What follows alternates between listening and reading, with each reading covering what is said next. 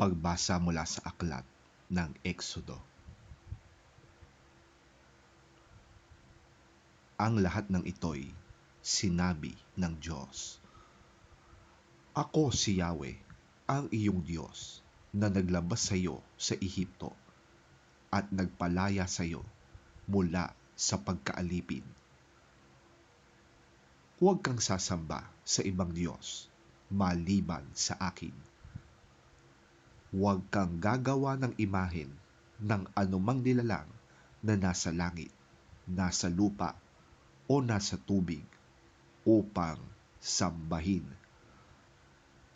Huwag mo silang yuyukuran ni sasambahin, sapagkat akong si Yahweh na iyong Diyos ay mapanimughuing Diyos. Ang kasalanan ng mga magulang ay sinisingil ko sa kanilang mga anak hanggang sa 3 at 4 na salinlahi. Ngunit ipinadarama ko ang aking pag-ibig sa libu-libong salinlahi ng mga umiibig sa akin at tumutupad sa aking mga kautusan. Huwag mong gagamitin sa walang kabuluhan ang pangalan ni Yahweh na iyong Diyos.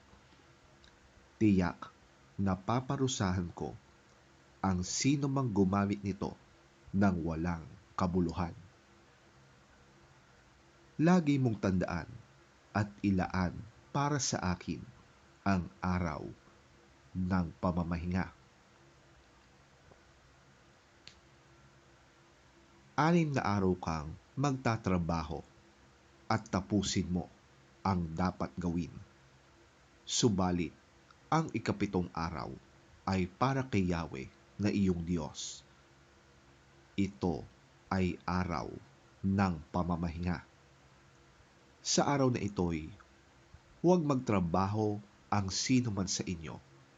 Kayo, ang inyong mga anak, mga aliping lalaki o babae, ang inyong mga alagang hayop, ni ang mga dayuhang nakikipamayan sa inyo.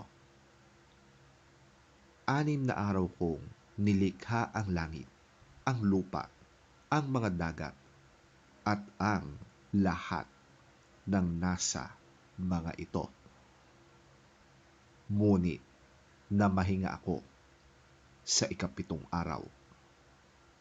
Kaya't ito'y aking pinagpala at inilaan para sa akin.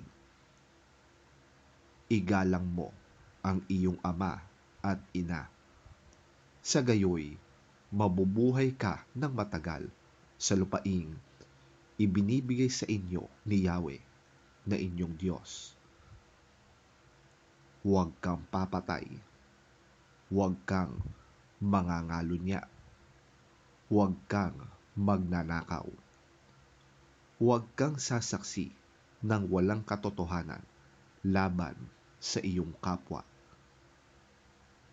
Huwag mong pagnanasaang maangkin ang sambahayan ng iyong kapwa, ang kanyang asawa, mga alilang lalaki o babae, mga baka, asno, o anumang pag-aari niya.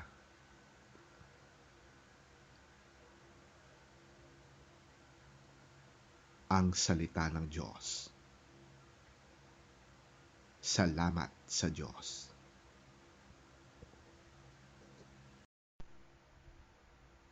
Pagbasa mula sa unang sulat ni Apostol San Pablo sa mga taga-Korinto. Ang mga Hudyo'y humihingi ng himala bilang katunayan. Karunungan naman ang hinahanap ng mga Griego.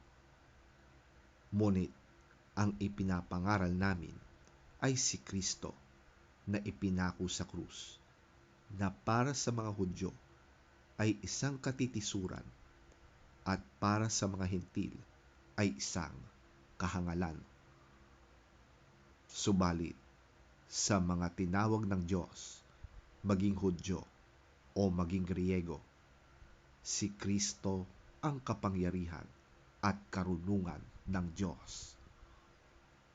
Sapagkat ang inaakala nilang kahangalan ng Diyos ay karunungang higit pa sa karunungan ng tao.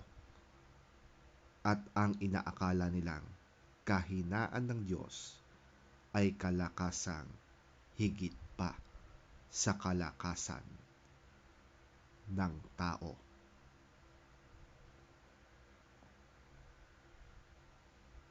Ang salita ng Diyos.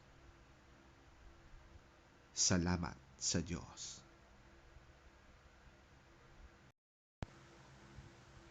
Ang mabuting balita ng Panginoon ayon kay San Juan. Papuri sa iyo, Panginoon. Malapit na ang Paskwa ng mga Hudyo, kaya't pumunta si Jesus sa Jerusalem. Nakita niya sa templo ang mga nagtitinda ng mga baka, tupa at kalapati, at ang mga namamalit ng salapi.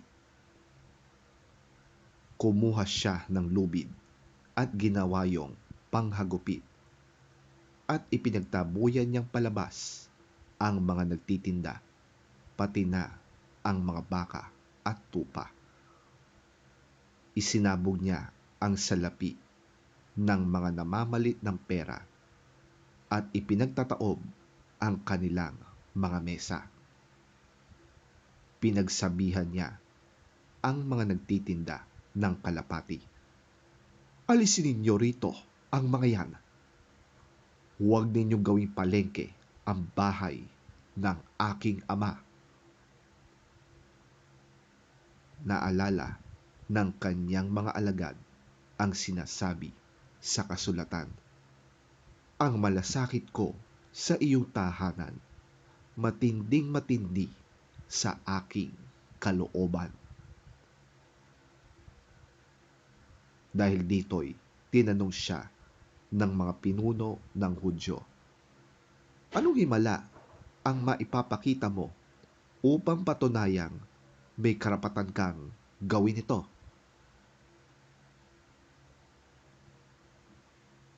Sumagot si Jesus, gibain ninyo ang templong ito, at sa loob ng 3 araw ay muli ko itong itatayo.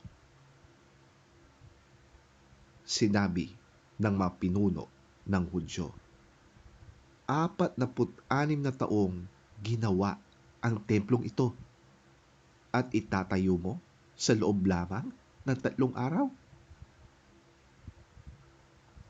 Ngunit ang templong tinutukoy ni Jesus ay ang kanyang katawan.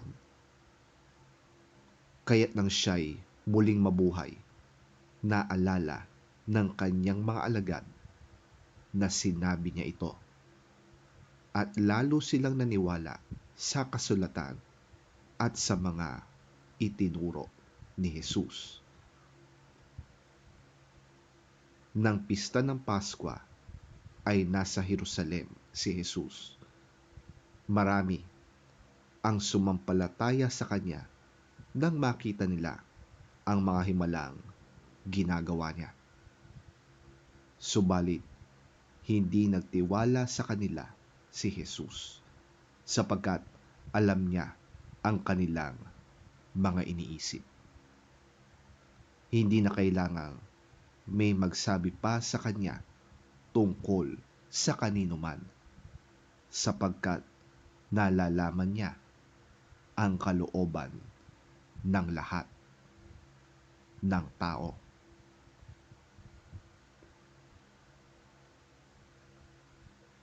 Ang mabuting balita ng ating Panginoon. Pinupuri ka namin, Panginoong Hesukristo.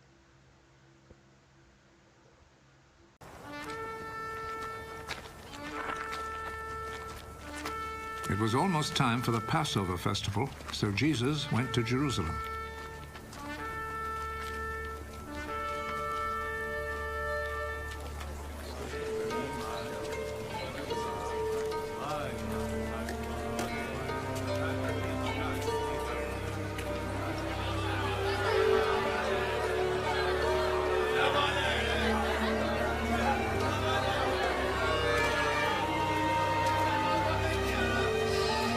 There in the temple, he found people selling cattle, sheep, and pigeons, and also the money changers sitting at their tables.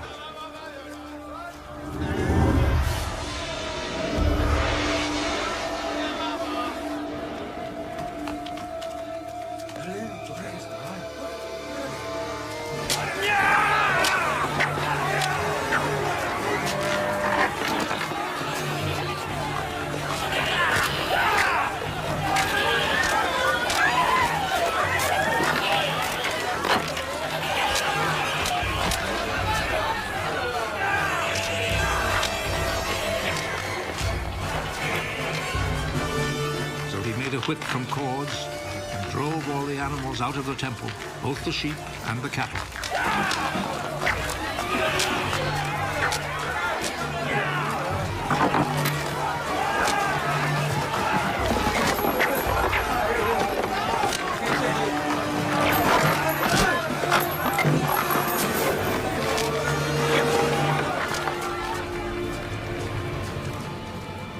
He overturned the tables of the money changers and scattered their coins. And he ordered those who sold pigeons, take them out of here!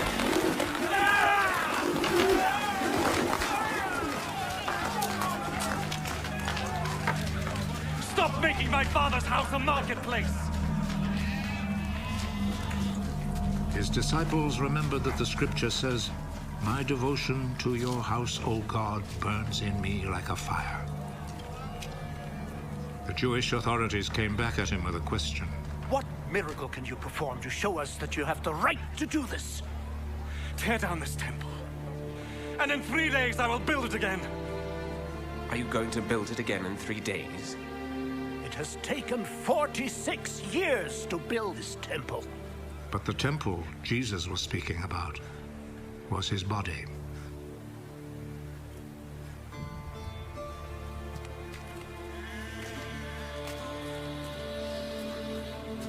So when he was raised from death, his disciples remembered that he had said this, and they believed the scripture and what Jesus had said.